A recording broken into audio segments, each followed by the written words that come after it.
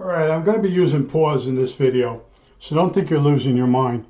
I just wanted to show you the little power supply I added. There's a capacitor, it's 47 microfarads. There's a single diode, and it takes the voltage off 24 volts. And this capacitor is grounded through this lug. So the AC, 24 volts, goes up through the diode, and it charges the capacitor, and it puts out about 24 volts. Okay. Now on the different conferences, just take a diode and a capacitor and take the 12.6 and that'll power the relay. It won't. It won't. It's not enough. I'm starting to realize a lot of the information on the internet and on the conferences about this transmitter is wrong. Okay. It's making it very tough for me to make a decision. What is right? What is wrong? Which way should I go on this project? But this power supply is now complete with all the bells and whistles. Okay, and I even made the code key able to send 24 volts out of the back of the power supply, or ground the out pin so I could ground the cathode of the transmitter. I did this because I don't know how this is going to go. So I made this project capable of running the transmitter just the way it was in the bomber. Okay, now the only slight difference is I'm running 24 volt AC to light the filaments instead of DC, but I have a 24 volt power supply that will run the relay. Okay, what you might want to do is you might want to build a 24 volt power supply at 3 amps, and that's if you wire the tubes in parallel. You would need 12.6 volts DC if you redo the wiring of the filaments, and 24 if you don't touch the unit. So in my case, my transmitter it remains original. Okay, instead of sending 24 volts DC in to light the filaments, I send 24 volts AC through the back. Everything's happy. Then when I key the relay that's in the transmitter, I then use this power supply with the key. So in other words, my transmitter up until this point right now has no modifications in it. It's an original, and that's the way I'm trying to keep it. All right, that's part one. Hit and pause. All right, I just want to show you, I was able to get the meter. It's a 50 microamp meter, and in order to be 0 to 500 milliamps, I needed a shunt.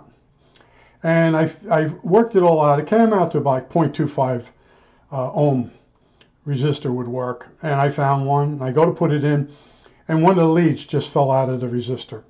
A lot of my components, some of them go back to the 60s, and some of the materials that things are made out of are starting to deteriorate. So I didn't have another resistor, so I realized I could take 4 1 ohm resistors and put them in parallel, and that gives you 0.25 ohms. Okay, right, 1 ohm, 1 ohms, 4 1 ohms in parallel, 0.25 ohms. Okay, so this power supply is now totally complete. The meter works, the control for the screen grid works, the control for the regulator works. All right, now we go on to the keying.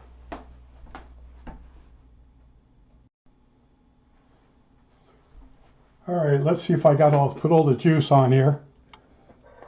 I got my jumper wires in.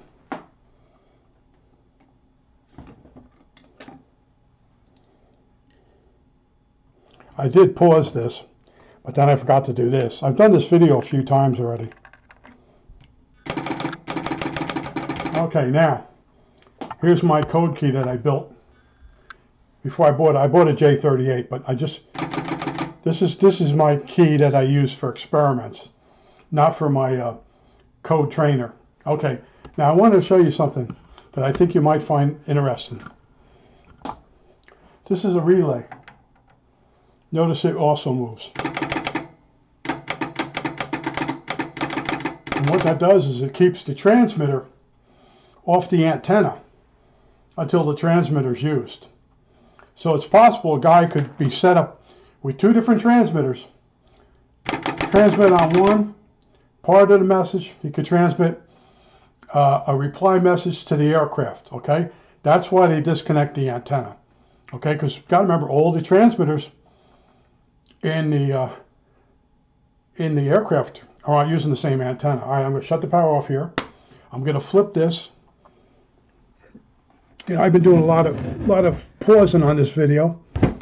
I've shot this video several times. All right, let's get down in there. All right, here's the transmitter.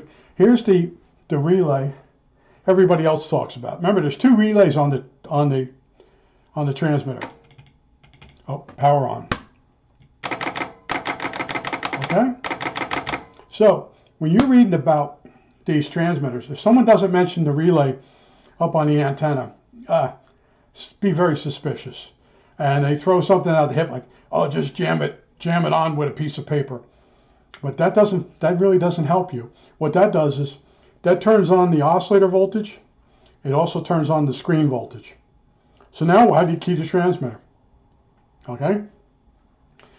A lot of these messages on the internet, they don't think them through.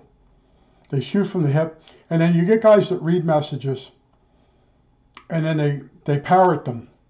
So I'm looking for the answers to stuff, and I keep finding the same answer to things, but it's wrong. Okay?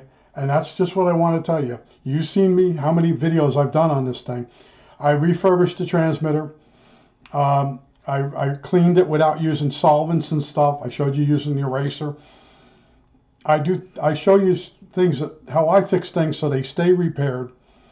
And you know, when someone sprays stuff with deox or all these other chemicals, they go bad after a while. All right, and I used to fix things when things were given to me. It's when the boss wanted the thing fixed, really fixed. Okay, not just fiddle with it until it starts working, and then send it out. All right, I think that's it. All right, that's it.